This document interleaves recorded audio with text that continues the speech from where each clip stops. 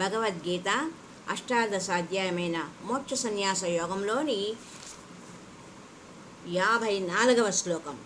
జీవన్ముక్తుడు అయినవాడు ఈ లోకంలో ఎలా ప్రవర్తిస్తాడు, అతనికి ఫలితం ఎలా ఉంటుంది అన్న ప్రశ్నకు శ్రీకృష్ణ భగవానుడు బ్రహ్మభూత ప్రసన్నాత్మ నా శోచతి నా కాంక్షతి సమః సర్వేషు భూతేషు మద్భక్తిం లభతే పరాం అన్నారు. సచ్చిదానంద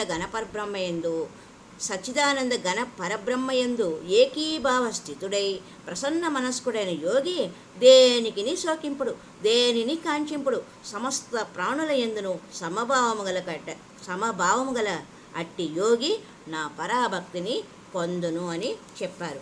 పరమాత్మతో ఐక్యత సాధించిన జీవన్ముక్తుడు ప్రశాంత చిత్తుడై దేనిని కోరుడు, దేని కొరకు శోకించుడు, సమస్త భూతములందు సమబుద్ధి కలిగి ఉంటాడు, నా యందు పరమభక్తిని కలిగి ఉంటాడు అని చెప్పుకున్నా కదా. మరి జీవన్ముక్తుడు ఎలా ఉంటాడు, ఎలా ప్రవర్తిస్తాడు? ప్రసన్నాత్మ.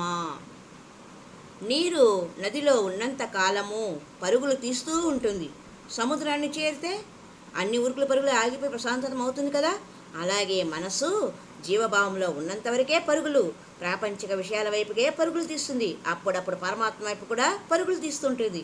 అనుకున్నది సాధిస్తే పొంగిపోతుంది, కోరిన కోరికలు తీరకపోతే కుంగిపోతుంది. కొందరిని నా వారు అని దగ్గరకు తీస్తుంది, కొందరిని నా విరోధులు అని దూరం పెడుతుంది. వీటన్నింటి మధ్య నలిగిపోతూ ప్రశాంతంగా నిర్మలంగా ఉండలేదు మనసు.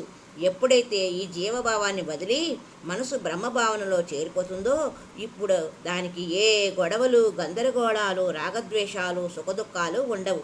ప్రశాంతంగా ఉంటుంది. నిస్తారంగా జలరాశిలాగా ప్రశాంత గంభీరంగా ఉంటుంది. అది ఏ జీవన్ముక్తిని బ్రహ్మభావంలో నిలిపిన వాని స్థితి. ఈ జీవన్ముక్తుడు ఎలా ప్రవర్తిస్తాడు అన్న ప్రశ్నకు మరి ఒక సంచికలో తెలుసుకుందాం. హరి ఓం తత్సత్.